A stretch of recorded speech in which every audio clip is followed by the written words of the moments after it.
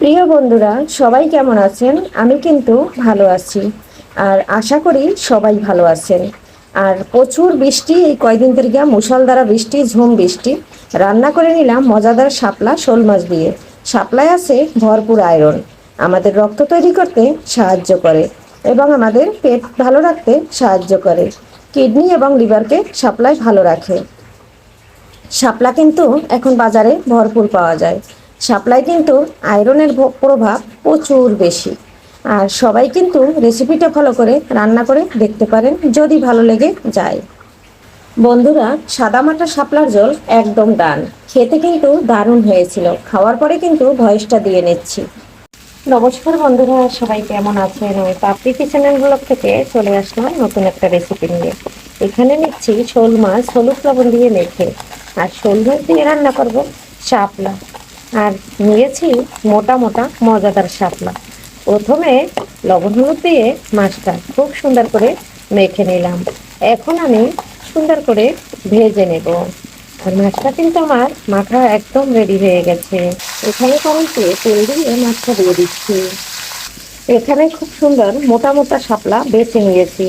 শাপলা কিন্তু বন্ধুরা মাছ দিয়ে রান্না করলে অসাধারণ লাগে। আর নিয়েছি যেহেতু আজকে বেশি ছোট শোল মাছ, বেশি বড় না, মানে মিডিয়াম সাইজের। আর এটা আমার শ্বশুরবাড়ির পুকুরের মাছ। শ্বশুরবাড়ির থেকে শাশুড়ি মা আসছে, সে কিন্তু মাছটা নিয়ে আসছে। কাছে এবং দূরে, দেশ ও দেশের বাহির থেকে যারা আমার ভিডিও সবসময় দেখে এবং কমেন্ট করেন, তাদের জন্য অসংখ্য অসংখ্য ধন্যবাদ। মন থেকে অফুরান্ত ভালোবাসা এবং দোয়া আশীর্বাদ রইল সবার জন্য। এভাবে আমার পাশে থাকবেন। আর সবাইকে জানাচ্ছি অসংখ্য ধন্যবাদ। আর যারা আমার ইউটিউব থেকে ভিডিওগুলোর নতুন নতুন বন্ধু অ্যাড হচ্ছে এবং পুরান বন্ধু, সবাইকে মিলিয়ে জানাচ্ছি আবারও অসংখ্য ধন্যবাদ। আর সবাইকে জানাচ্ছি অসংখ্য অসংখ্য ভালোবাসা মন থেকে। আর বন্ধুরা, নতুন পুরান সব বন্ধুদের মিলিয়ে ফেসবুক এবং ইউটিউব সবাইকে জানাচ্ছি ভালোবাসা অবিরাম। আর এভাবে বন্ধুরা সবাই আমার পাশে থাকবে। আর যারা আমার ভিডিও দেখেন এখনো সাবস্ক্রাইব বা ফলো দিয়ে থাকেন নাই, তাদের জন্য বলছি, প্লিজ বন্ধুরা, যদি ভিডিওটা ভালো লেগে যায় অবশ্যই সাবস্ক্রাইব করে পাশে থেকে যাবেন। আর যারা ফেসবুক থেকে নতুন বন্ধুরা দেখবেন, এখন আমাকে ফলো দেননি, প্লিজ বন্ধুরা একটু ফলো বাটনে চাপ দিয়ে দিবেন। তাহলে নিত্য নতুন ভিডিও পেতে খুব হেল্প হবে। আর আমি ঘরে যেটা রান্না করি সহজ সরল, সেটাই আপনাদের সাথে শেয়ার করি। এটা কিন্তু অনায়াসে যে কোনো মানুষ রান্না করতে পারবে। ব্যাচেলর ভাইরাও রান্না করে খেতে পারবে আমি যেভাবে রান্না করি। আর ঘরে যে খাবারটা খেয়ে থাকি আমি কিন্তু সেইটাই আপনাদের সাথে শেয়ার করি। ইউটিউব এবং ফেসবুক বন্ধুদের জানাচ্ছি, প্লিজ বন্ধুরা একটা লাইক কমেন্ট শেয়ার করে আমার ভিডিওটা দেখবেন। আর ফেসবুক বন্ধুদের বলছি, ফেসবুক বন্ধুদের উদ্দেশ্যে বলছি, প্লিজ বন্ধুরা আমার ইউটিউব চ্যানেলটা একটু সাবস্ক্রাইব করে ভিজিট করে আসবেন। যারা ইউটিউব থেকে আমার ভিডিওটা দেখবেন তারা একটু ফেসবুকে ফলো দিয়ে দেবেন। আমার একটা ফেসবুক পেজ আছে, ওখানে একটু ফলো দিয়ে আসবেন। এটা আমার বলতে পারেন এক প্রকার অনুরোধ আপনাদের কাছে। দেখতে দেখতে এক সময় ভিডিও ভালো লেগে যাবে। আজ ভালো লাগে না, কাল ভালো লাগে না, পরশু ভালো লেগে যাবে বন্ধুরা। শোল মাছটা কিন্তু অতটা বড় না, শোল মাছটা মাঝারি সাইজ। তাই আমি এখানে 8 পিস মাছ করে নিয়েছি, লেজা সহ, আর মাথা আছে। আর এটা কিন্তু আমি খুব সুন্দর করে ভেজে নিচ্ছি। আর ভেজে মাছ রান্না করলে আমার বাসায় সবাই খুব পছন্দ করে খায়। মাছটা খুব সুন্দর করে উল্টে পাল্টে একদম ভেজে নিয়েছি। এখন আমি মাছটা তুলে নেব, তারপরে আমি শাপলাটা রান্না করে নেব।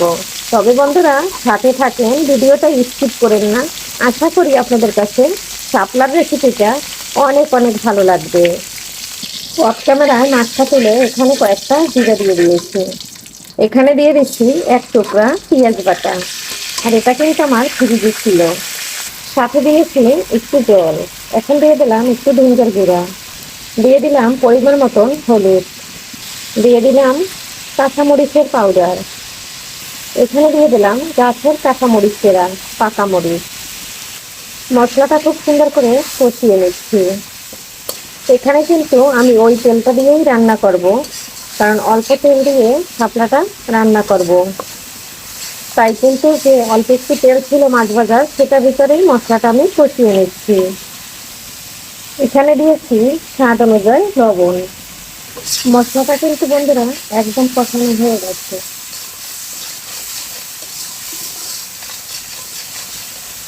মশলা ভিতর মাছের মাথাটা দিয়ে দিয়েছি, এটা একটু কষিয়ে নেব। মশলাটা কষানো হয়ে গেছে। এখানে দিয়ে দিচ্ছি শাপলা। শাপলাটা দিয়ে সুন্দর করে মশলার ভিতর কষিয়ে নেব, তবে ঢাকবো না, ঢাকলে পরে শাপলাটা গলে যাবে। শাপলা কিন্তু একটা নরম সবজি, শাপলা কিন্তু অল্পতেই সিদ্ধ হয়ে যায়।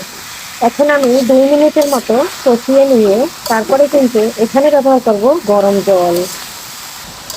বন্ধুরা 2 মিনিট কষিয়ে নিয়েছি, শাপলা থেকে কিন্তু অনেকটা জল বের হয়ে গেছে।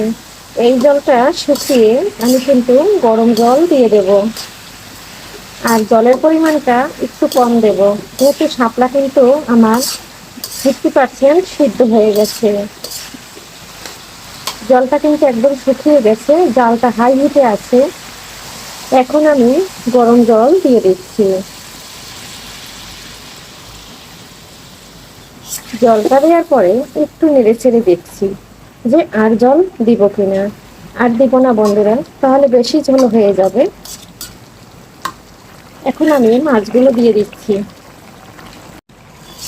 বন্ধুরা শাপলাটা রান্না কিন্তু একদম রেডি হয়ে গেছে।